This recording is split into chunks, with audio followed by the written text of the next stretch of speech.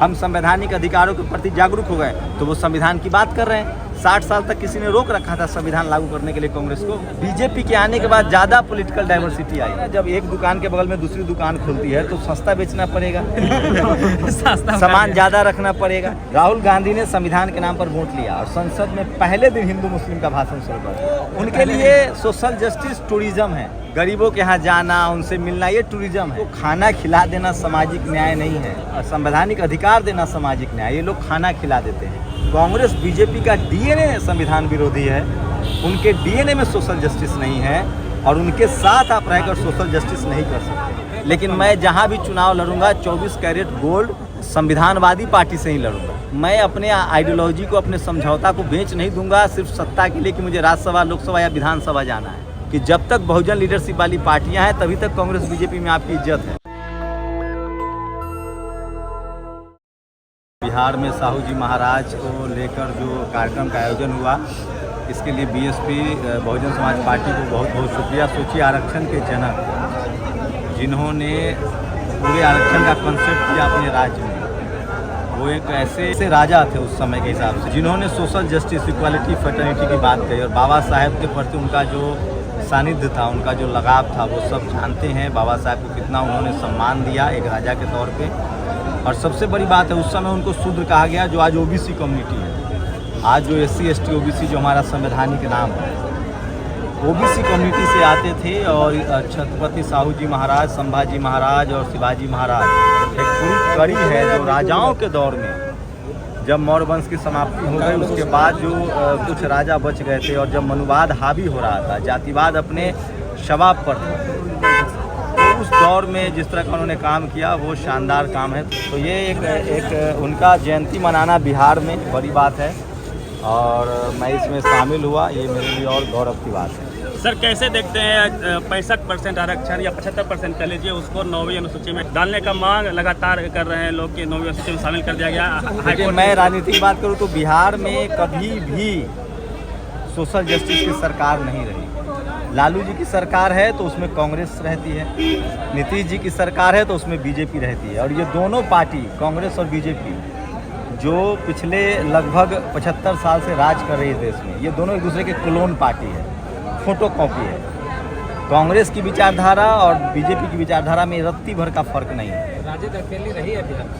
आप सोचिए, कब रही बताइए आप मुझे। हमेशा कांग्रेस के गठबंधन में सरकार चली है, नीतीश जी बीजेपी के गठबंधन में सरकार में रहे हैं। और सोचिए, आपकी कांग्रेस जो काम करती थी, छुपी, नागनाथ और सांपनाथ, राहुल गांधी ने संविधान के नाम पर वोट लिया और संसद में पहले दिन हिंदू मुस्लिम का भाषण शुरू कर दिया।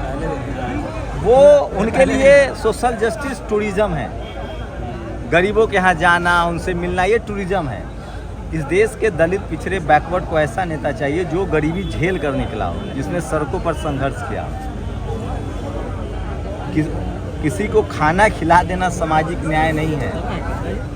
उसके परिवार को सामाजिक, संवैधानिक अधिकार देना सामाजिक न्याय। ये लोग खाना खिला देते हैं समय पर आगे खाना। यहाँ जात को विलुप्त करके दलित में शामिल कर दिया जाता है। तो वो लोग जो हैं, आप देखिए ना, वो लोग संविधान के नाम पर अभी पूरा राजनीति हो रहा है।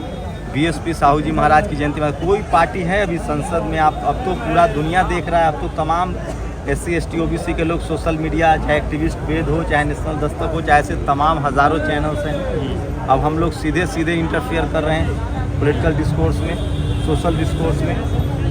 तो मैं एक बार फिर कह रहा हूँ, जो सोशल जस्टिस के नेता हैं उनको सोचना पड़ेगा। कांग्रेस बीजेपी का डीएनए संविधान विरोधी है।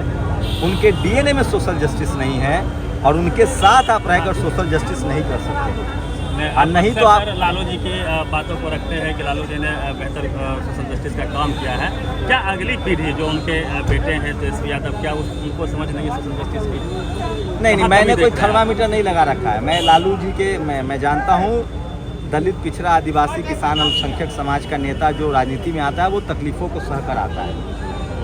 सबका अपना अपना कुछ न योगदान है। मैं कह रहा हूँ, कांग्रेस और बीजेपी के साथ रहकर आप सोशल जस्टिस नहीं करते। उनका संविधान उठा के देख लीजिए, कांग्रेस का भी संविधान है, बीजेपी का भी संविधान है। सवाल है कि उनके साथ गठबंधन में रह के 150 से ज़्यादा मेंबर ऑफ पार्लियामेंट वही हैं जो भी कल तक कांग्रेस में थे। आज वो बीजेपी में है, कल कांग्रेस सत्ता में आएगी, वो फिर वहाँ चले जाएंगे। इनका कोई न्यायिक चरित्र नहीं है, इनका कोई एजेंडा नहीं है, इनका कोई आइडियोलॉजी नहीं है। ये सिर्फ सत्ता के लोग हैं, सत्ता चाहते हैं। इनको न संविधान, आज संविधान को लेकर चूंकि दलित, पिछड़े, आदिवासी, किसान, अल्पसंख्यक एक्टिविस्ट वेद देखकर, नेशनल दस्तक देखकर जागरूक हो गया। हम संवैधानिक अधिकारों के प्रति जागरूक हो गए, तो वो संविधान की बात कर रहे हैं। 60 साल तक किसी ने रोक रखा था संविधान लागू करने के लिए कांग्रेस को। चीन से जब युद्ध हार जाते थे इनके जनरल, तो उनको बना दिया जाता था, मतलब विदेश मंत्रालय में मेंबर बना दिया जाता था। सारे इस देश के संवैधानिक जगहों का नाम, तमाम हॉस्पिटल, अस्पताल, इंदिरा गांधी, संजय गांधी, मंडल कमीशन के खिलाफ 4 घंटे का भाषण है राजीव गांधी का। तो बीजेपी का डीएनए और कांग्रेस के डीएनए में मैं बार बार कर रहा हूँ। मैं तो ये कह रहा हूँ, आप मुझे कुछ भी कह सकते हैं, एक पत्रकार के तौर पे आप आकलन कीजिए। बीजेपी के आने के बाद ज़्यादा पॉलिटिकल डाइवर्सिटी आई है, क्योंकि कहते हैं ना, जब एक दुकान के बगल में दूसरी दुकान खुलती है तो सस्ता बेचना पड़ेगा सामान ज़्यादा रखना पड़ेगा। तो जब कांग्रेस को लग गया कि अब 60 साल तक रहे बीजेपी हमको नहीं आने दे रही है, बैक टू बैक 2 बार चुनाव हरा दिया, तो बीजेपी भी पॉलिटिकल डाइवर्सिटी दे रही है। वो दलित, पिछड़े, आदिवासी नेताओं को राज्यसभा भेज रही है। कांग्रेस किसको राज्यसभा भेजती थी? सचिन तेंदुलकर, रेखा, लता मंगेशकर। बीजेपी दलित, पिछड़ों को भी राज्यसभा भेज रही थी। ये दबाव तमाम पॉलिटिकल पार्टी पर बढ़ा है। बिहार में तो सम्राट चौधरी को हटा दिया गया प्रदेश अध्यक्ष के पद से। वो उनका पार्टी का मामला है। समाज चौधरी जाके पूछिए ये सवाल, उनका पार्टी का इंटरनल मामला है। मैं कह रहा हूँ इस देश के दलित, पिछड़े, बैकवर्ड को अपने नई पार्टी बिहार में लॉन्च हो रही है 2 अक्टूबर को, प्रशांत किशोर, दलित पिछड़े को, खास करके अल्पसंख्यक को टारगेट ऑडियंस। अरे भाई, तो जब दलित, पिछड़े के नेता अपने लोगों से नहीं मिलेंगे, नहीं बात करेंगे, तो उन लोगों के पास तो पैसा है, संसाधन है। प्रशांत किशोर कौन सा तीसरे ग्रह से आ गया है? इस देश में, मैं फिर कह रहा हूँ, इस देश जाति प्रधान देश है। इस देश में आप मीडिया चला रहे हैं, तमाम लोग जो सवर्ण लिबरल पत्रकार हैं वो कांग्रेस के साथ खड़े हो सकते हैं क्या? SC, ST, OBC के संवैधानिक अधिकार पर बोलते हैं। बिहार में 65% रिजर्वेशन को खत्म कर दिया हाई कोर्ट ने, किसी ने वीडियो बनाया? SC, ST, OBC के लगातार, मैं सवर्ण लिबरल पत्रकार की बात करूँ तो प्रशांत कहीं खजूर से आए हैं थोड़ी, या दूसरे ग्रह से आए हैं? क्या लग रहा है? वो अपने जातीय वर्चस्व को कायम रखेंगे। वो कहाँ सोशल जस्टिस कर सकते हैं भाई? सोशल जस्टिस कोई दलित, पिछड़ा, आदिवासी, किसान, अल्पसंख्यक समाज से आने वाला है। अब देखिए, मैं क्या कह रहा हूँ, वो जो उनका चेला बने हैं उनसे पूछिए कि उनको कितना भरोसा है। मैं तो कह रहा हूँ इस देश में जो अम्बेडकरवादी नहीं है, जो फूले पेरियार, अम्बेडकर, साहू जी महाराज की विचारधारा को नहीं मानता है, वो सोशल जस्टिस नहीं कर सकता है। ये मैं गांठ बांध के दे सकता हूँ। सोशल जस्टिस के लिए फूले पेरियार, अम्बेडकर, जगदेव बाबू, जननायक कर्पूरी ठाकुर, मान्यवर कांसी राम साहब, ये मैप हैं। इनके रास्ते सोशल जस्टिस की तरफ ले जाते हैं। बाकी बोलने वाला कोई कुछ बोल दे, आप लोग, हम आपको कह देंगे कि हम टाटा है, बिरला है, अंबानी, अडानी, तो मान लीजिएगा?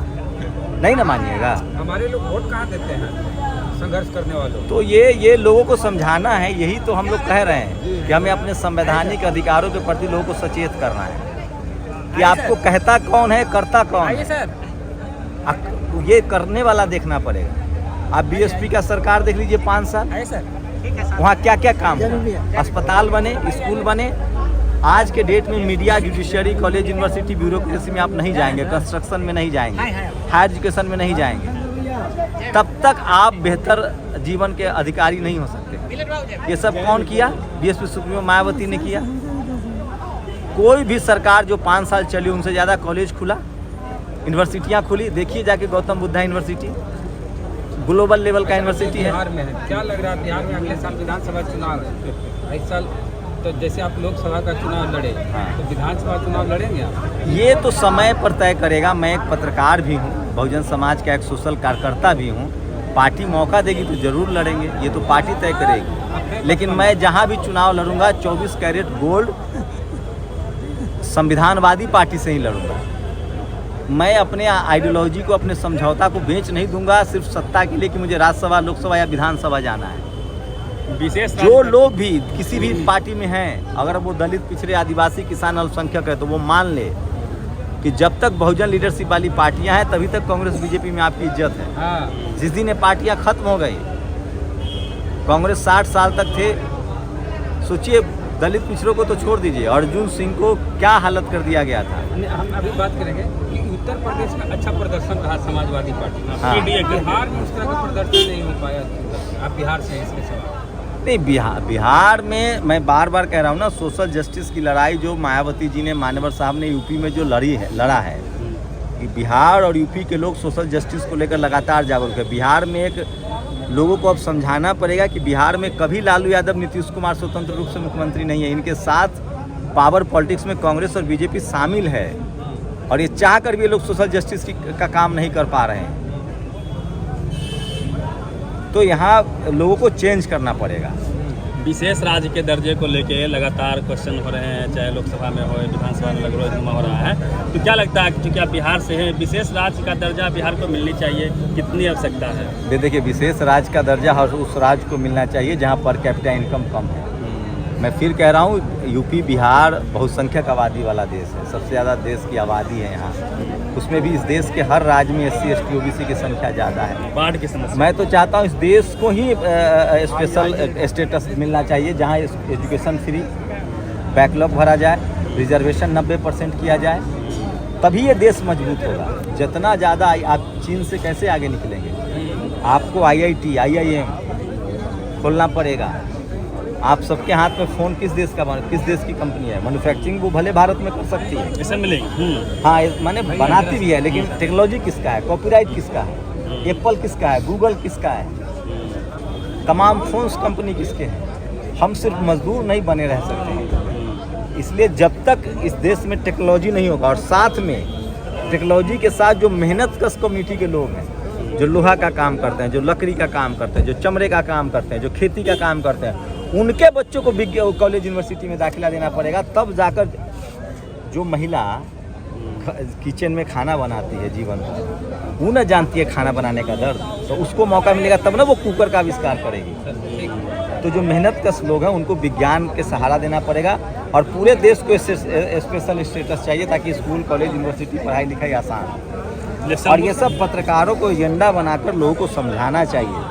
हम पत्रकार हैं तो हमको सोशल जस्टिस के पक्ष में, शोषित वंचित के पक्ष में, गरीब के पक्ष में बात करनी पड़ेगी। अगर वो बात किसी पार्टी को सूट करती है तो मैं उसमें क्या कर सकता हूँ? मेरी बात अगर BSP को सूट करती है तो मैं क्या कर सकता हूँ? सपा बसपा RJD को सूट करती है तो मैं क्या कर सकता हूँ? यही संविधान, भारत का संविधान पूरी तरह से लागू होना चाहिए। नेशनल दस्तक की आपसे गुजारिश है कि अगर इसको बचाना चाहते हैं तो नेशनल दस्तक को सब्सक्राइब करने के लिए रेड कलर के सब्सक्राइब बटन को दबाएं, फिर बेल आइकन की घंटी दबाएं। नेशनल दस्तक को बचाने के लिए बहुत ज़रूरी है कि हर खबर को शेयर करें, लाइक करें, कमेंट जरूर करें।